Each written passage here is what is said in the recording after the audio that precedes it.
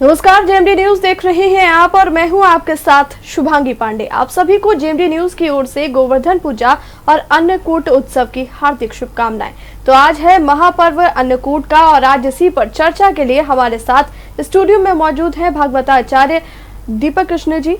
आचार्य जी, बहुत बहुत स्वागत है आपका। नमस्कार, राधे राधे।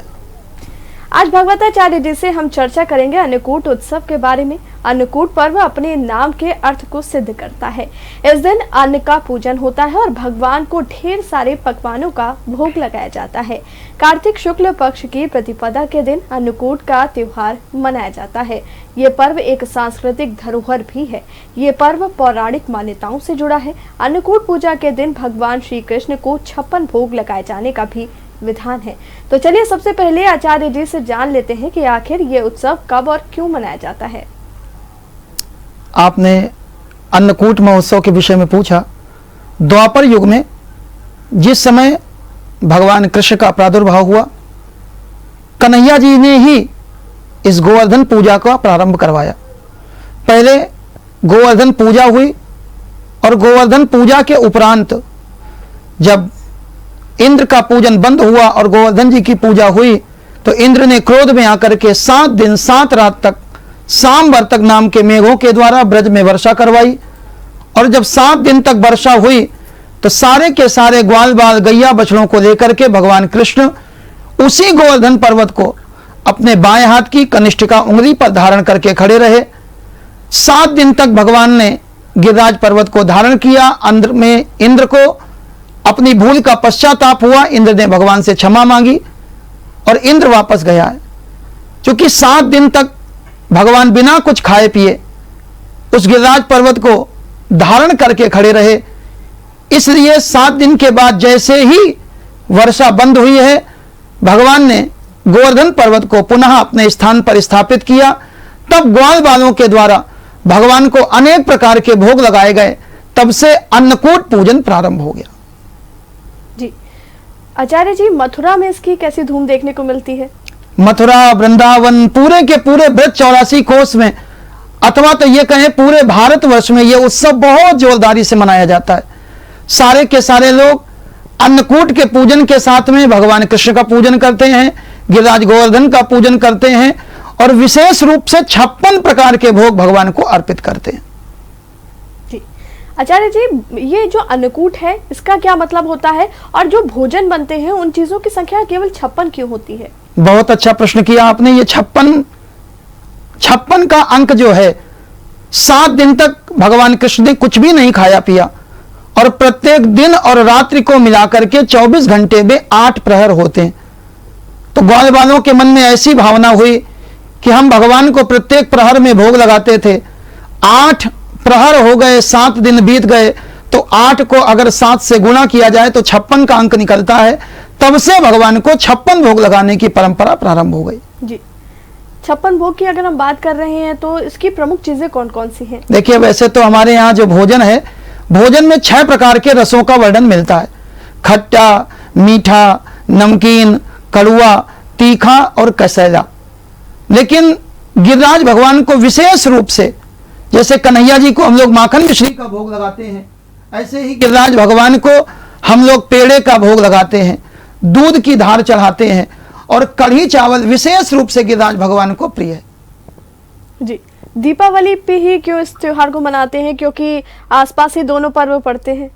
नहीं, ये पर्व दीपावली के दिन इसलिए मनाते हैं क्योंकि प्रारंभ से ही जब भगवान ने गिरिराज जी का पूजन प्रारंभ कराया तो उसके पूर्व भी कार्तिक मास के शुक्ल पक्ष की जो परेवा होती है उस पर इंद्र का पूजन होता था और उसी दिन इंद्र का पूजन बंद करा करके गिरिराज जी का पूजन प्रारंभ कराया गया। तो उस प्रकार गोवर्धन पूजा अन्नकूट महोत्सव प्रारंभ हो गया। जी, इसकी कथा अगर आप हमारे भक्तों को बताना चाहें। बहुत साधारण सी कथा, सारे भक्त जानते हैं। गिरिराज भगवान साक्षात कन्हैया जी का ही अवतार बताए जाते हैं। कहते हैं जिस समय भगवान कृष्ण अवतार लेकर के ब्रजमंडल में आए, सारे के सारे ग्वाल बाल भगवान को सब मानते हैं। कोई मित्र मानता है, कोई भाई मानता है, कोई गुरु मानता है, कोई शिष्य मानता है, कोई पुत्र मानता है, लेकिन भगवान को कोई भगवान नहीं मानता। एक दिन भगवान के मन में भी भाव आया, संसार में सनातन धर्म का नियम है, आपके घर में कोई संत आ जाए, कोई अतिथि आ जाए, कोई भगवान का भक्त आ जाए तो हमें उसका सम्मान करना चाहिए। लेकिन ये ग्वालवाल भगवान का सम्मान नहीं करते, भगवान से प्रेम करते हैं। भगवान ने विचार किया, अगर ये हमारा सम्मान नहीं करेंगे, हमारी पूजा नहीं करेंगे तो इनको दोष लगेगा। इसलिए भगवान ने अपना ही एक रूप गिरिराज गोवर्धन के रूप में पधरा करके ग्वालवालों के द्वारा अपनी ही पूजा करवाई। कन्हैया जी और गोवर्धन जी इनमें कोई भेद नहीं है, ये दोनों दिखाई दो देते हैं लेकिन मूलतः दोनों का तत्व एक ही है। जी, अगर बात करें हम गोवर्धन पूजा की तो इससे भगवान कृष्ण की कौन सी लीला जुड़ी हुई है? गोवर्धन पूजा लीला तो भगवान ने केवल इंद्र का मान मर्दन किया जी, और इस लीला के द्वारा भगवान ने एक बात बिल्कुल सीधे सीधे अपने भक्तों को समझाई। इंद्र को भी अभिमान था कि मैं करता हूं, मैं देवताओं का राजा हूं। भगवान ने जब इंद्र की पूजा बंद कराई तो इंद्र ने मेघों को आदेश दिया। ये वो मेघ थे जो उस समय बरसते हैं जब प्रलय होती है। प्रलयकालीन मेघ आए, आकाश में मंडराए और जैसे ही वर्षा प्रारंभ हुई इंद्र को लगा अब 7 दिन में यह ब्रज समाप्त हो जाएगा। लेकिन 7 दिन तक मेघ तो बरसे, जल तो गिरा, लेकिन उसके बाद ब्रज का एक बाल भी बाका नहीं हुआ, पूरा का पूरा ब्रजमंडल बसा रहा। तब इंद्र को समझ में आया कि हम केवल करने वाले हैं, लेकिन उसका जो फल है वो परमात्मा ही देता है। जल बरसाया तो इंद्र ने, लेकिन ब्रज नहीं बहा, क्योंकि जो होता है वो परमात्मा की कृपा से होता है। जी, क्या इसका कोई पौराणिक कथा तो आपने बता दी हमें, क्या कोई वैज्ञानिक महत्व है या कोई प्रकृति से जुड़ा हुआ महत्व? देखिए, भगवान की जितनी भी लीलाएं हैं सारी की सारी लीलाएं प्रकृति से ही जुड़ी हुई हैं। हमारा भारतवर्ष नदियों की पूजा करता, चाहे गंगा हो, यमुना हो, सरस्वती हो, कावेरी हो, नर्मदा हो। हमारा भारतवर्ष पशुओं की पूजा करता है, चाहे गाय हो। हमारा भारतवर्ष पेड़ों की पूजा करता, चाहे तुलसी हो, चाहे पीपल हो, चाहे बरगद हो। और हमारा भारतवर्ष पहाड़ों की भी पूजा करता, चाहे राम जी के रूप में उन्होंने आकर के कामतानाथ का पूजन करवाया हो अथवा कृष्ण के रूप में आकर के गोवर्धन पूजन करवाया हो। क्योंकि बिना प्रकृति पूजन के परमात्मा का पूजन संभव नहीं है।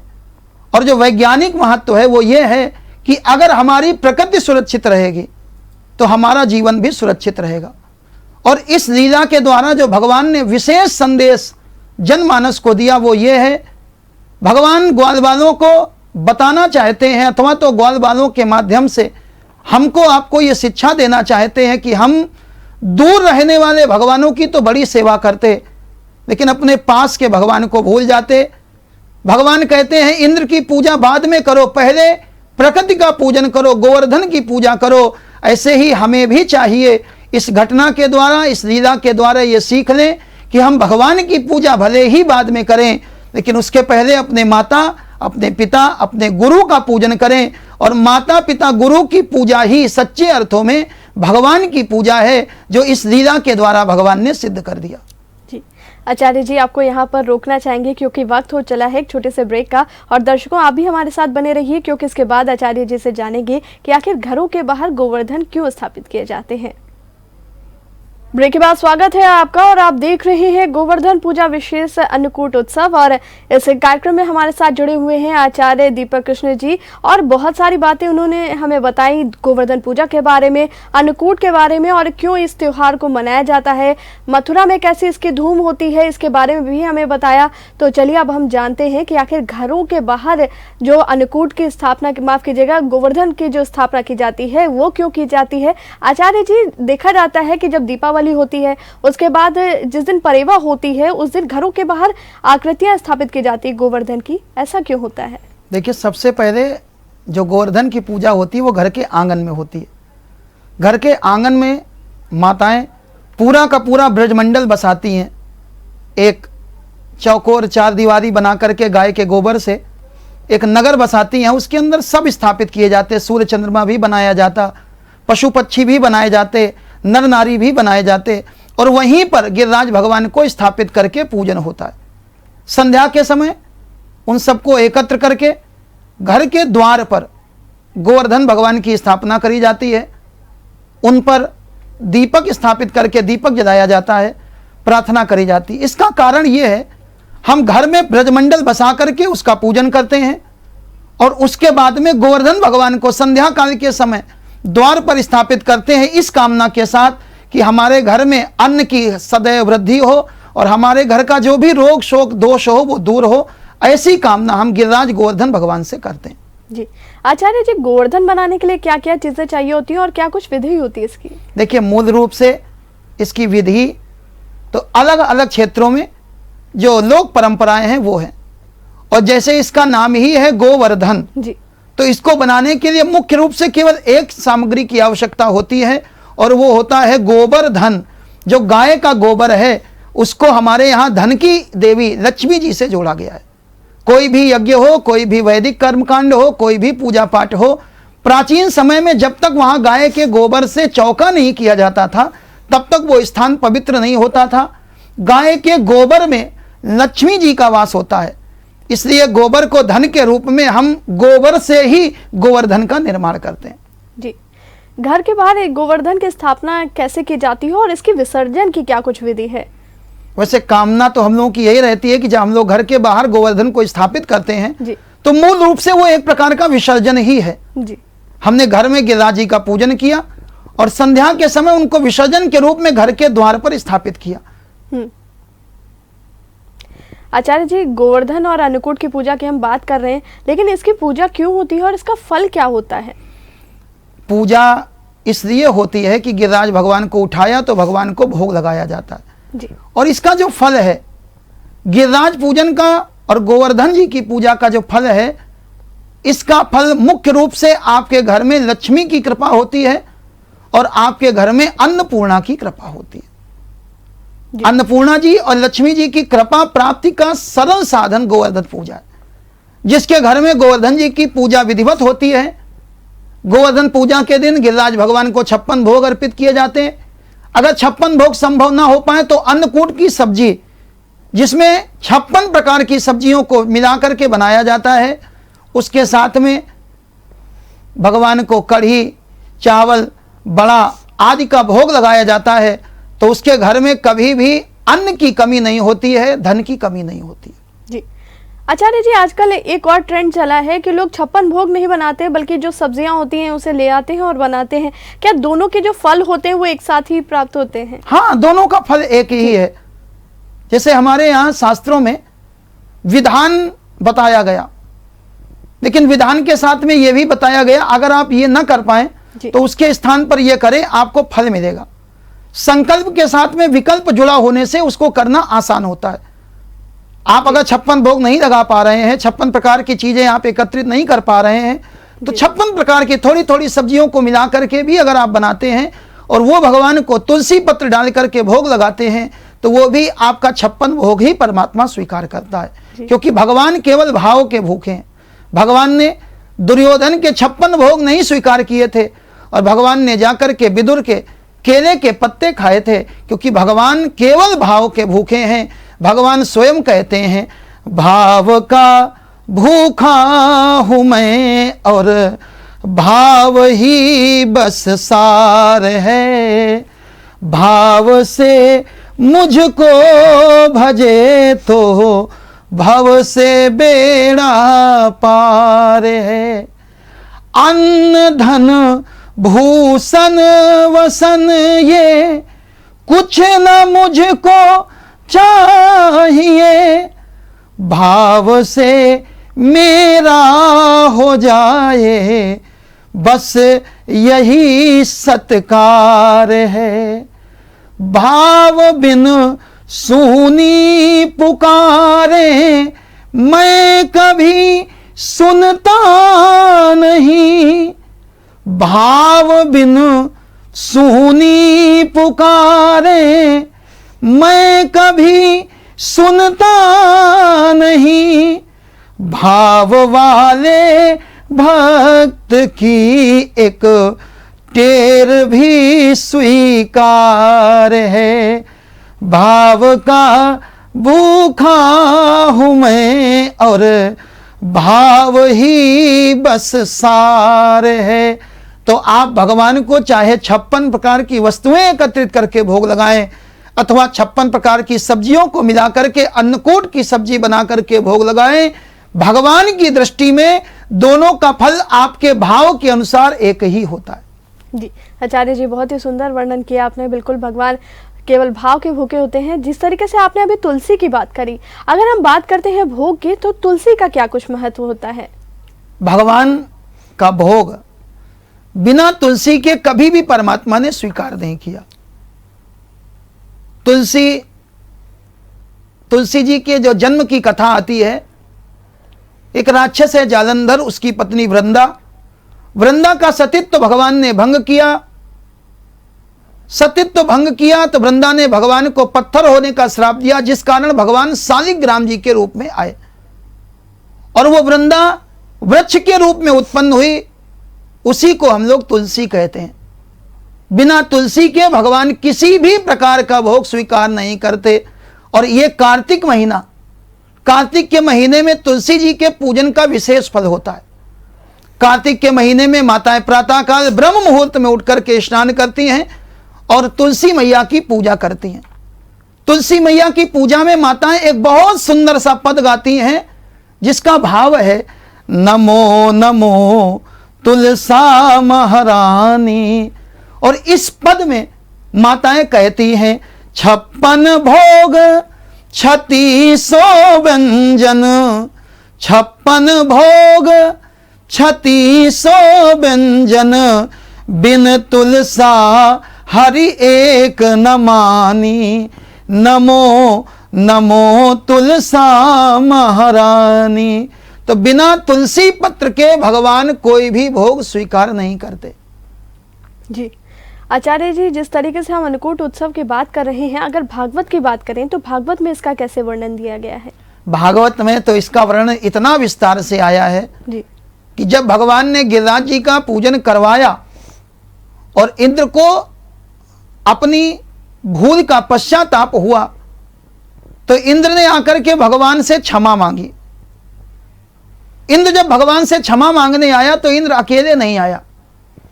पूरी भागवत में भगवान के चरित्र पर 2 देवताओं ने शंका करी, एक ब्रह्मा जी ने और दूसरा देवराज इंद्र ने। जब ब्रह्मा जी ने शंका करी थी तो ब्रह्मा जी ने गैया बछड़े ग्वाल बालों का हरण करके उनको ले जाकर के ब्रह्मलोक में बंद कर दिया था।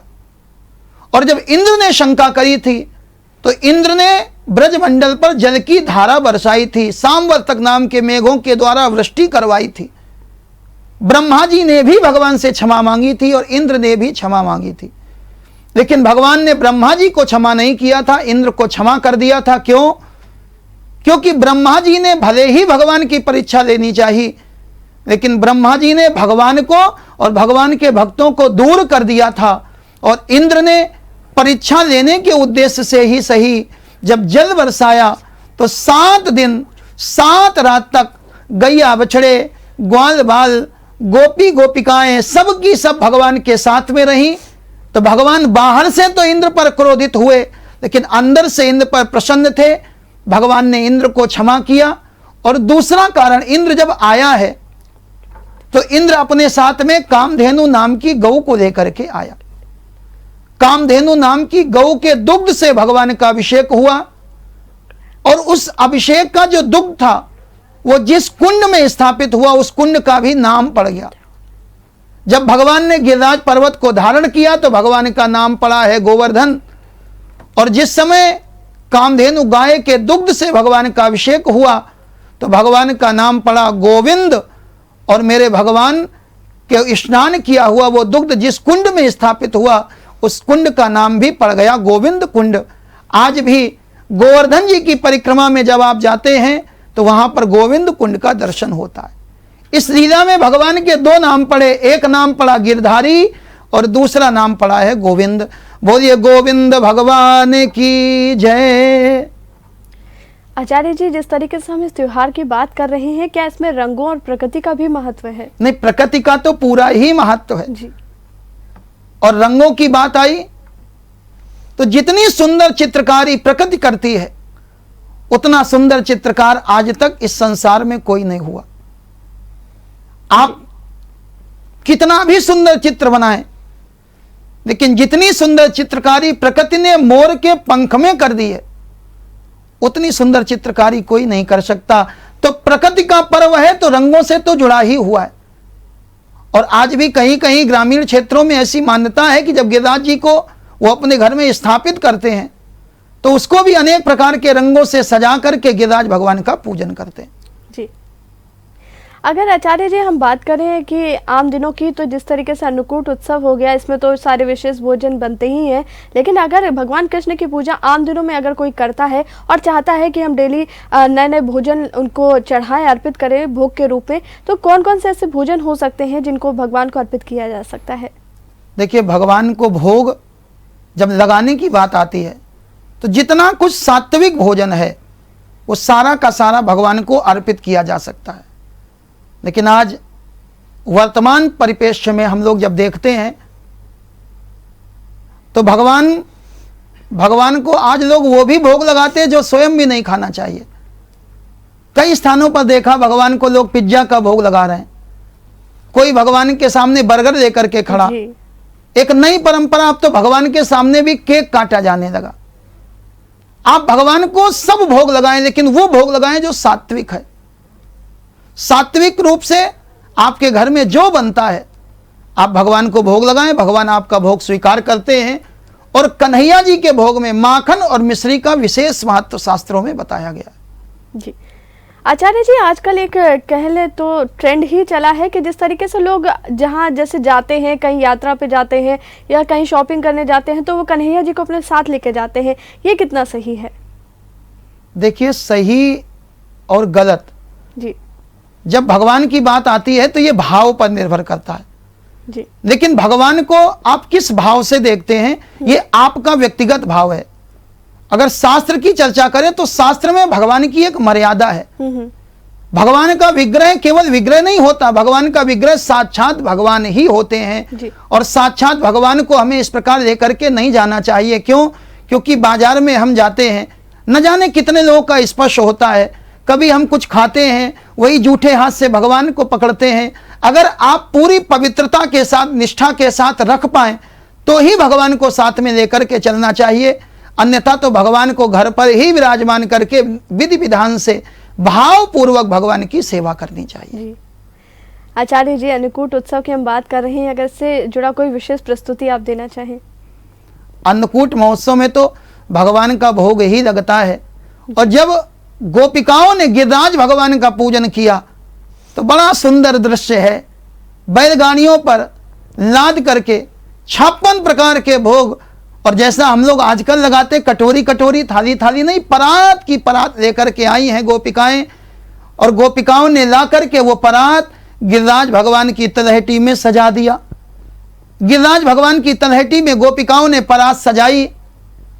सारे के सारे गोप ग्वाल खड़े हो गए। कन्हैया, सारे देवताओं की पूजा कराने के लिए पंडित जी होते, मंदिर में पुजारी जी होते, और यहां तुम्हारे गोवर्धन भगवान की पूजा कौन कराएगा?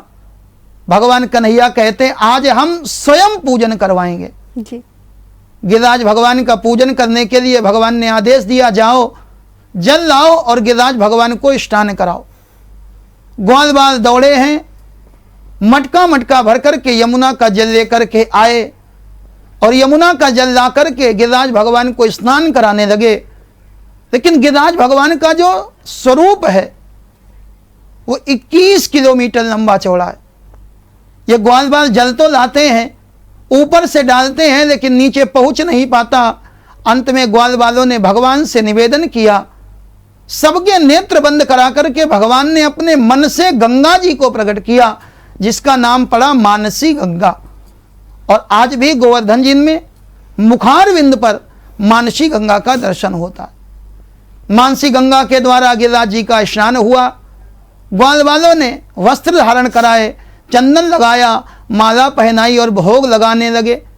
गिरिराज भगवान का जब भोग लगाया गया तो गिरिराज भगवान ने साक्षात प्रकट होकर के उस भोग को स्वीकार किया। गिरिराज भगवान जब भोग स्वीकार करने लगे तो परात की परात लेकर के गिरिराज भगवान भोग लगाने लगे। जब गिरिराज भगवान ने भोग लगाया तो आधी गोपिकाएं बड़ी प्रसन्न हैं और आधी गोपिकाएं बड़ी नाराज हैं। गोपिकाएं प्रसन्न कौन है? जिन गोपिकाओं के मन में यह भाव है कि गिरिराज भगवान आज साक्षात प्रकट होकर के भोग लगा रहे हैं, वो तो बड़ी प्रसन्न है। लेकिन कुछ गोपिकाओं के मन में चिंता हो गई कि अगर सब भगवान ही भोग लगा देंगे तो हम क्या पाएंगे। गिरिराज भगवान का पूजन बड़े आनंद से हुआ है, सब मिल करके भोग लगा रहे हैं। आइए हम भी मिल करके भगवान गिरिराज जी को भोग लगाते हैं। श्याम रसिया मेरे मन बसिया, रुचि रुचि भोग लगाओ रसिया प्यारे। श्याम रसिया मेरे मन बसिया, रुचि रुचि भोग लगाओ रसिया। सबरी के बेर सुदामा के तंदुल, सबरी के बेर सुदामा के तंदुल, प्रेम सहित सब पायो रसिया। रुचि रुचि भोग लगायो रसिया प्यारे। श्याम रसिया मेरे मन बसिया, रुचि रुचि भोग लगाओ रसिया। गोपिकाएं कहती कन्हैया जो कुछ बना भगत ले आए, जो कुछ बना भगत ले आए। किसी ने प्रश्न किया कि गोपिकाएं 56 भोग में क्या क्या लेकर के आई, तो गोपी उत्तर देती है सोने की थाली चौड़ी, लो पूड़ी और कचौड़ी, कटहल गोभी और आलू, लो बैगन और कचालू, रस भरी इमरती गुझिया, मेथी की ताजी भुजिया, लो पेड़े गटिया गट्टा, नींबू का अचार खट्टा, लो चटनी और करेला, जो चाहो है अलबेला। तो गोपिकाएं 56 भोग ला करके प्रेम पूर्वक गिरिराज भगवान को भोग लगाती हैं। बोलिए गिरिराज महाराज की जय हो। बहुत ही अच्छा वर्णन किया आपने आचार्य जी, और दर्शकों उम्मीद है कि आपको भी जो आचार्य जी ने बातें बताई वो आपको पसंद आई होंगी। और आचार्य जी बहुत बहुत शुक्रिया हमसे जुड़ने के लिए और इतनी सारी जानकारी हमसे साझा करने के लिए। फिलहाल के लिए जेएमडी न्यूज़ के इस प्रोग्राम में इतना ही। अगर आपको हमारा वीडियो पसंद आया हो तो हमें लाइक करें, सब्सक्राइब करें और ज्यादा से ज्यादा शेयर करें। और हाँ, बेल आइकॉन दबाना ना भूलें ताकि हर खबर का अपडेट आप तक पहुंचे तुरंत। आप हमें इंस्टा, ट्विटर और फेसबुक पर भी फॉलो कर सकते हैं। हमारी आईडी है @JMD News।